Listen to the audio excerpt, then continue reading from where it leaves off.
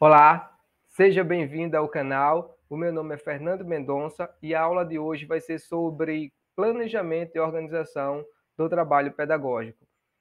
Durante a teoria da aula, eu vou trazer questões para exemplificar o conteúdo e, ao final, vou trazer uma bateria de questões da banca Sebrasp, principalmente da banca Sebrasp. Portanto, fica do início ao fim da aula, porque essa aula vai ser muito importante e vai significar pontos importantes na prova. Tenho certeza que você vai sair na frente assistindo toda essa aula. Aqui tem o conteúdo que você precisa para ir muito bem na sua prova, para ser aprovado e classificado. Eu garanto isso. Tenho certeza que essa aula vai contribuir com a sua aprovação. Vamos lá? Planejamento e organização do trabalho pedagógico.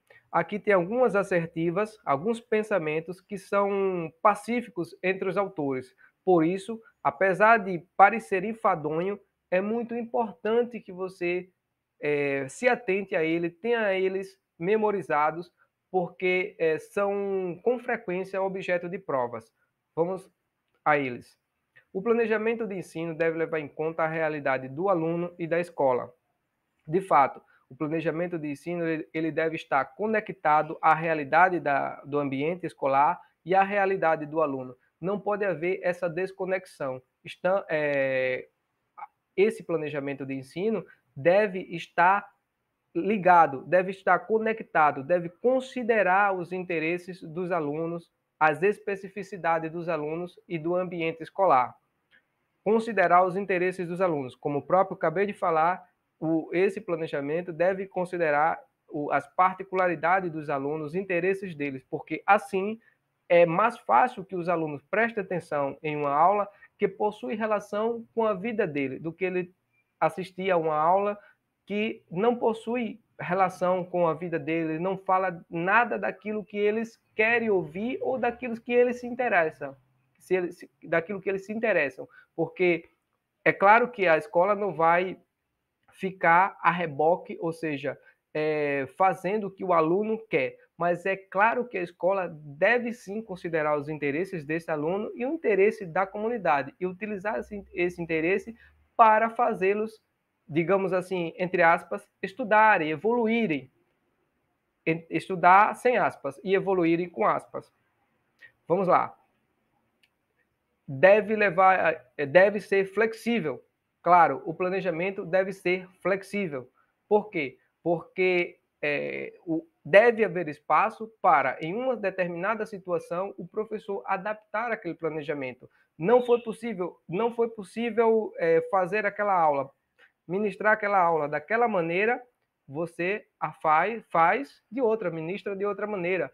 Utiliza um recurso, um outro tipo de recurso. Estava dando aula ministrada de forma expositiva, você tem que fazer uma aula dialogada, digamos assim, uma aula em que você utilize um filme, você utilize uma história, você utilize uma música. Então, esse planejamento deve ser flexível, inclusive para situações que surjam na hora.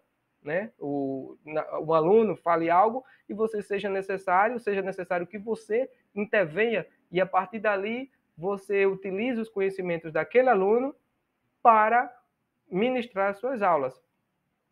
Vamos para o outro tópico. Individualização do ensino, observar as particularidades. Também já comentado, né? Essa individualização do ensino, a gente leva a refletir que em cada sala, em cada turma, há cabeças, há várias cabecinhas, há vários mundinhos.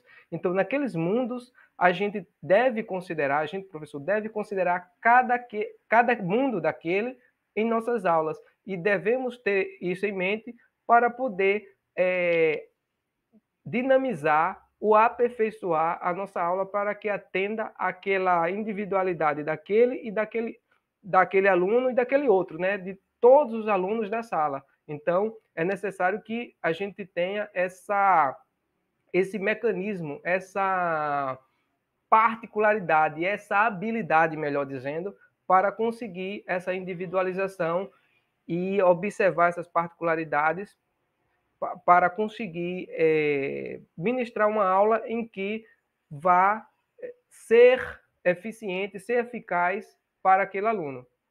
Conteúdos escolares integram o papel da escola. Esse é um aspecto importante porque a gente sabe que a escola deve considerar o aluno como um todo, em sua dimensão.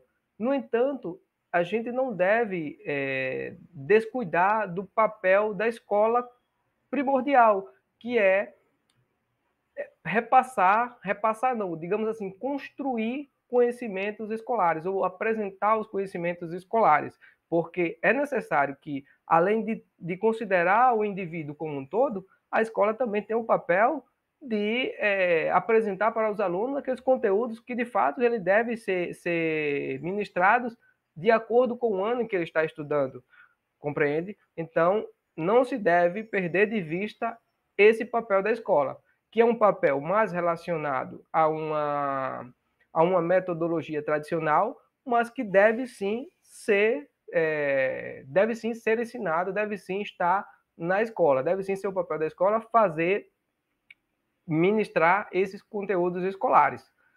Coerência no ensino. Gritar com o aluno para que ele não grite em sala de aula. Esse exemplo é um exemplo clássico de incoerência, na verdade. Né? O professor, o planejamento do professor deve ser coerente e o professor também. Então, o professor que grita com o aluno pedindo silêncio, ele está sendo totalmente contraditório e incoerente. Porque se você quer silêncio, você tem que, né, dar o exemplo, você tem que falar com a delicadeza para que a delicadeza e a habilidade para que você seja ouvido pelo respeito, pela sua autoridade como professor. Ao gritar para pedir silêncio, você está dando um mau exemplo. Um outro ponto é o ponto em que o docente ele reclama que os alunos não possuem pensamento crítico, mas as provas e as tarefas que ele faz, esse professor, é exigindo decoreba, exigindo que o aluno tenha decorado determinada data, determinada fórmula, determinada parte do corpo, né? Então, assim, ele exige que o aluno tenha um pensamento crítico, só que ele não promove esse pensamento crítico, ele promove a memorização. Então, esse é mais um exemplo de incoerência do professor em sala de aula. Nesse planejamento de ensino, há a construção, né, do processo educacional, há essa construção do processo educacional que deve ser holístico, amplo.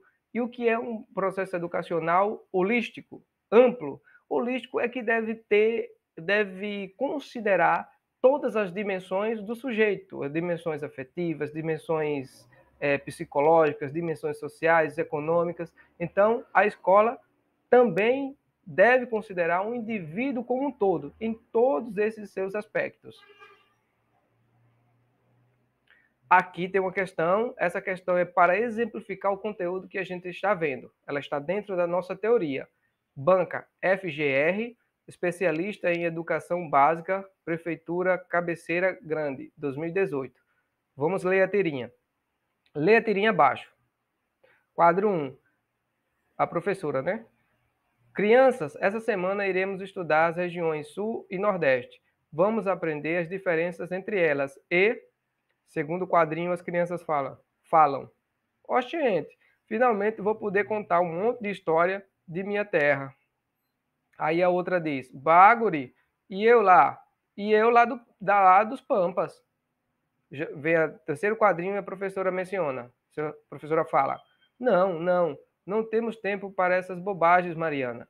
E Raimundo, trate de falar o português corretamente. Bom, agora abra os livros na página 45.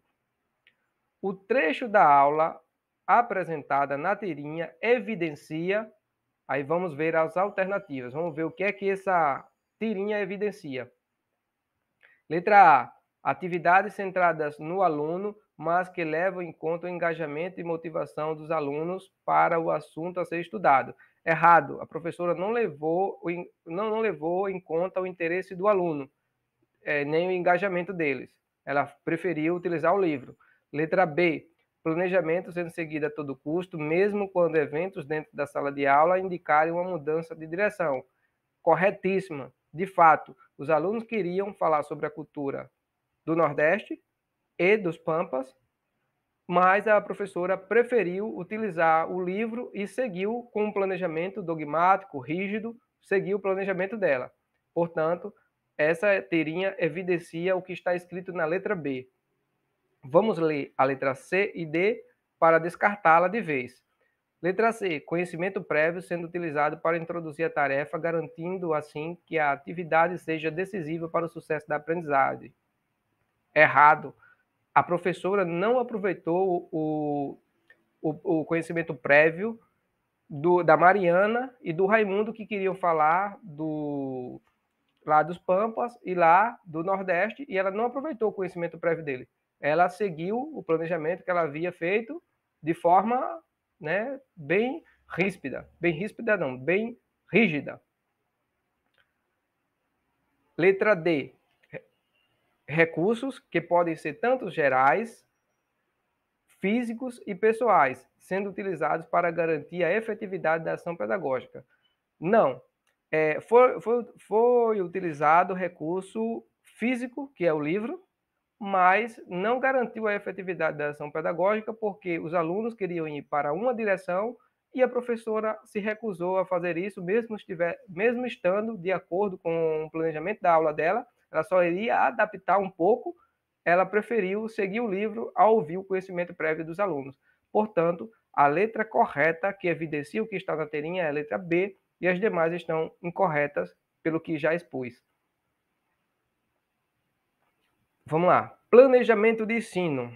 Ele divide-se no PEA. Eu sempre digo, planejamento de ensino é a PEA. Isso é o mnemônico que eu utilizo. O que é a PEA? É o planejamento, execução e avaliação. Planejamento, execução e avaliação. Planejamento, execução e avaliação.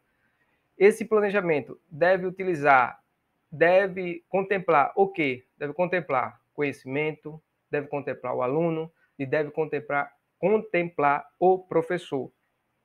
Na elaboração desse planejamento, há um processo de construção de conhecimento, porque há pesquisa, e havendo pesquisa, há reflexão, e havendo reflexão, há processo de construção do conhecimento.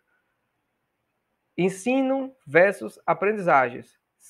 Eu digo que são irmãos siameses, e um não anda com o outro, eles são indissociáveis.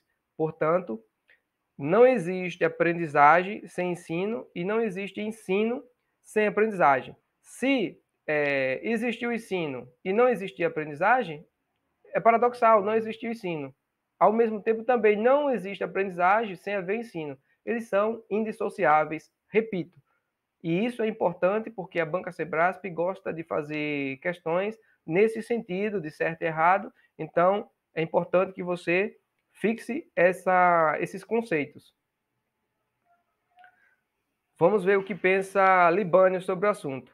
O planejamento escolar é uma tarefa docente que inclui tanto a previsão de atividades didáticas em termos de organização e coordenação em face dos objetivos propostos, quanto a sua revisão e adequação no decorrer do processo de ensino. O planejamento para se programar, o planejamento é um meio para se programar as ações docentes, mas é também um meio de pesquisa e reflexão, inteiramente ligado à avaliação. De fato, através do planejamento, para planejar, já comentamos isso, é necessário que você pesquise e, ao pesquisar, você encontra resultados e, com base naqueles resultados, você faz a avaliação. E essa avaliação, ela pode ter como fim também a própria revisão do planejamento, a reelaboração, a readequação do planejamento. Então, é um ciclo, né? A gente observa que é um ciclo porque esse processo do planejamento, execução, avaliação e replanejamento, então ele vai acontecer o tempo todo, à medida que os atos vão acontecendo, à medida que as ações vão acontecendo e que o docente vai vendo a necessidade de se fazer adequações no seu planejamento. Faz o planejamento, executa e avalia, e aí volta o ciclo novamente. Esse é um pensamento de Libânio que é importante que nós estejamos atentos para as provas das mais diversas bancas. Libânio, José Carlos Libânio, é um dos queridinhos das bancas de concursos. Vamos ver uma questão para exemplificar o conteúdo aqui estudado. Define-se como planejamento escolar. Letra A. Processo complexo de seleção de conteúdos que deverão ser ministrados em uma aula. Não é apenas seleção de conteúdos. Opção alternativa errada. B. Processo permanente de preenchimento de formulário para controle administrativo. Não se trata de apenas preenchimento de formulário. Portanto, letra B é errada. Letra C. Processo de racionalização, organização, coordenação da ação docente e de articulação da atividade escolar e da problemática do contexto social. Alternativa certíssima. Portanto, gabarito correto, letra C. Vamos ler letra D e E só para descartarmos. Letra D. Atividade docente fundamentada nos interesses dominantes da sociedade. Errado. A atividade docente não deve ser fundamentada nos interesses dominantes da sociedade. Atividade de reflexão sobre temáticas curriculares independente de aspectos econômicos, políticos e culturais. Errado porque não é independente. A atividade de reflexão sobre as temáticas curriculares, ela possui relação com os aspectos econômicos, políticos, sociais, culturais. Portanto, a letra correta é a letra C, gabarito letra C. As demais estão erradas. Aqui acabamos de verificar o gabarito, né? Vamos ver Libânio novamente. A ação de planejar, portanto, não se reduz ao simples preenchimento de formulários para controle administrativo. É antes a atividade consciente de previsão das ações docentes, fundamentadas em opções político-pedagógicas e tendo como referência permanente as situações didáticas concretas, isto é, a problemática social, econômica, política e cultural, que envolve a escola, os professores, os alunos, os pais, a comunidade que interage no processo de ensino. Libânio. Aí acabamos de ver que o planejamento não é preenchimento apenas de formulários, ele é um ato que leva em conta as relações de poder, leva em conta os pais, os alunos, a comunidade. Então, ele é muito mais complexo do que apenas preenchimento de formulários. É importante também ter essa compreensão do pensamento de Libânio, porque isso é objeto de cobrança nas mais diversas bancas examinadoras. Vamos ver Lucchesi. O planejamento não será nem exclusivamente um ato político-filosófico, nem exclusivamente um ato técnico. Será, sim, um ato ao mesmo tempo político-social, científico e técnico. Político-social, na medida em que está comprometido com as finalidades sociais e políticas. Científico, na medida em que não se pode planejar sem o conhecimento da realidade. Técnico, na medida em que o planejamento exige uma definição de meios eficientes para se obter os resultados. De fato, a Lucchesi também concorda com essa inter-relação de poder, né? Com essa relação entre o planejamento e as relações de poder. É claro que no planejamento elas devem ser consideradas. Eles possuem aspectos políticos, aspectos filosóficos e aspecto técnico, mas não deve ser considerado apenas político. Ele tem seu aspecto político, mas também tem seu aspecto técnico, conforme ele faz as exposições dele aqui, as argumentações. Desse tópico, o que a gente deve observar são o seguinte, são vários pontos que devem ser observados aqui. Dentre eles, é a definição de político-social, técnico e científico. Político-social, comprometido com as finalidades sociais, ou seja, tem relação com a comunidade, com o fator político, né? Aqui ele vem científico, na medida que não pode planejar sem conhecimento da realidade. E ele observa isso aqui, né? Para você fazer um planejamento, você deve ter conhecimento da realidade daquela escola, ter conhecimento da realidade daquela comunidade, daquele bairro. Então, é necessário que você tem esse conhecimento. E esse conhecimento não é um conhecimento do senso comum, é um conhecimento técnico, é um conhecimento científico, né? É um conhecimento científico técnico, né? Porque aí você vai pegar dados do IBGE, dados dos órgãos do governo para saber a situação econômica, a situação de empregabilidade, e tem um aspecto técnico que é saber quais recursos você vai utilizar para conseguir determinado resultado. Portanto, essa é uma definição que você precisa também tê-la compreendida para, na hora da sua prova, você acertar a sua questão. Sigamos. Características do planejamento de ensino. Libânio. Vocês já ouviram falar em FOSC? Pois bem, FOSC eu já ouvi falar em vários momentos, né? Minha avó chamava fósforo de FOSC. Mas eu utilizo esse mnemônico aqui para memorizar as características do plano de ensino segundo Libânio. É o tal do FOSC. O que é o FOSC? Flexibilidade, objetividade, sequência e coerência. Flexibilidade para o professor poder adaptar as situações de sala de aula, poder alterar o seu planejamento a depender do contexto. Objetividade, o professor deve ser objetivo e direto ao ponto, traçar suas considerações de forma sucinta e direta, compreensível. Sequência, as unidades didáticas, né, devem ter uma sequência lógica, os seus conteúdos devem ser sequencial. E coerência, a coerência tem relação com o comportamento, né, com a realidade que se espera daquela comunidade, daquele aluno. Não pode, o professor, por exemplo, esse é um exemplo que tem em um livro do Paulo Freire, né? Está ministrando aula no sertão do país, né? E tá usando o tipo de frase, ministrando a aula lá. Ivo comeu a uva.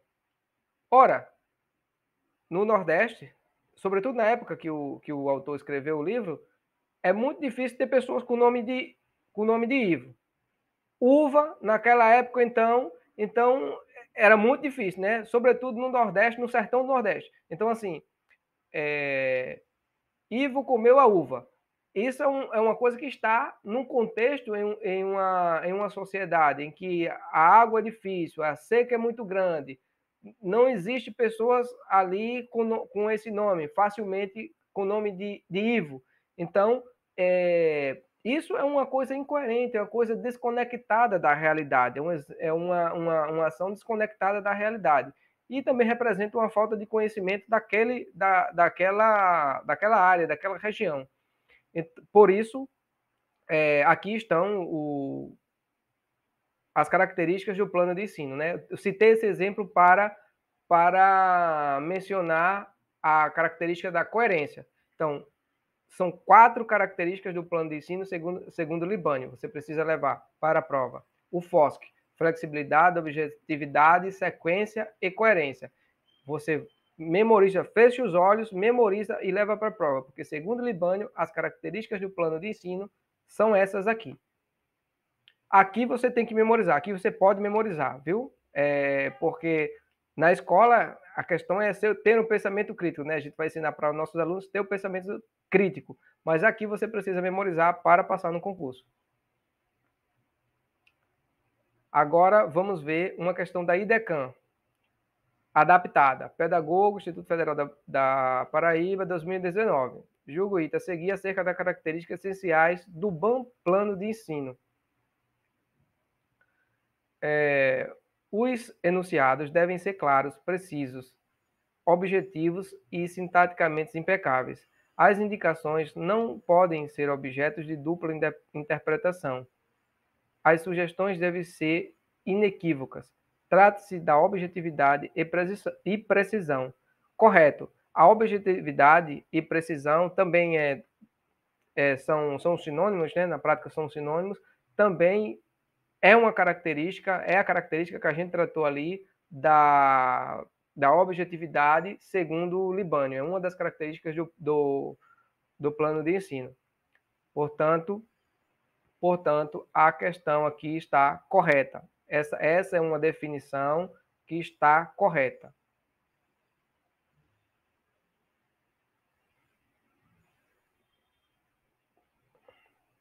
Vamos lá, continuamos a falar sobre o plano da aula, plano de ensino e plano da escola, plano de ensino e plano de aula.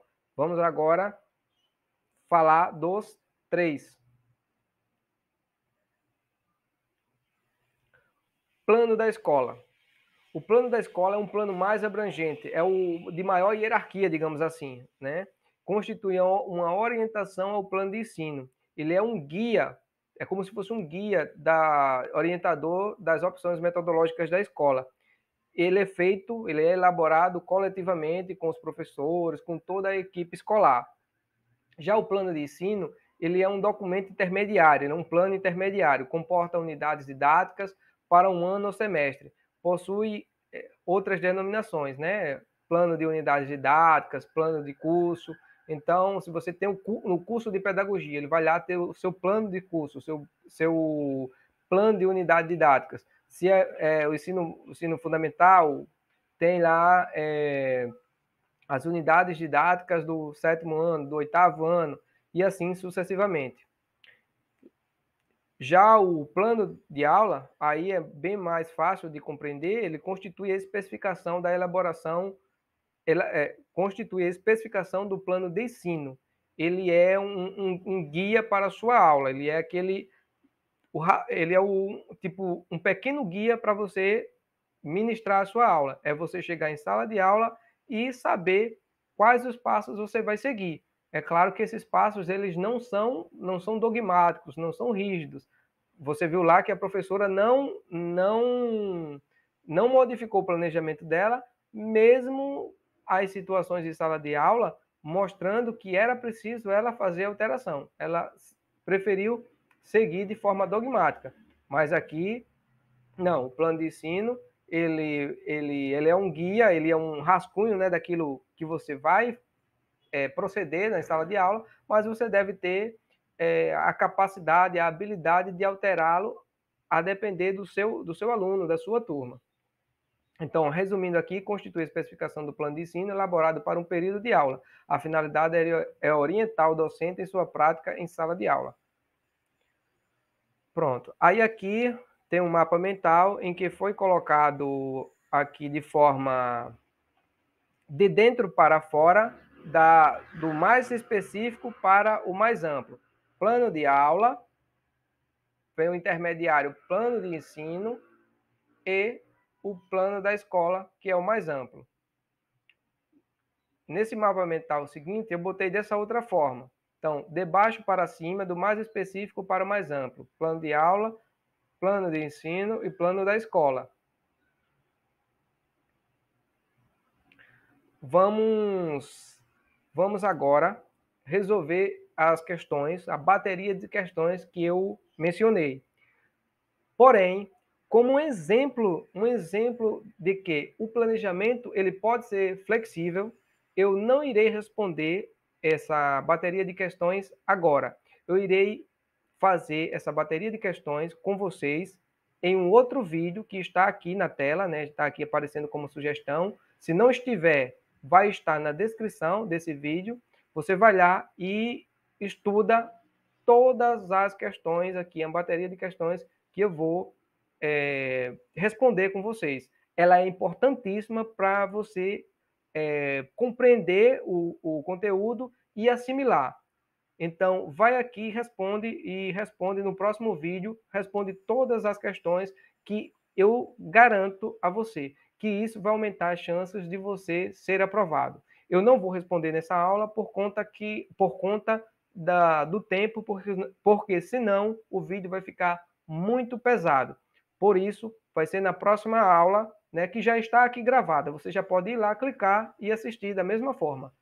Viu? Então, obrigado por chegar até aqui. Se você chegou até aqui, me fala aqui, me conta aqui nos comentários o que achou da aula. Eu vou querer saber para que eu possa modificar. É o seu feedback para que eu possa adaptar as minhas aulas e aperfeiçoá-las? Me conta aqui nos comentários.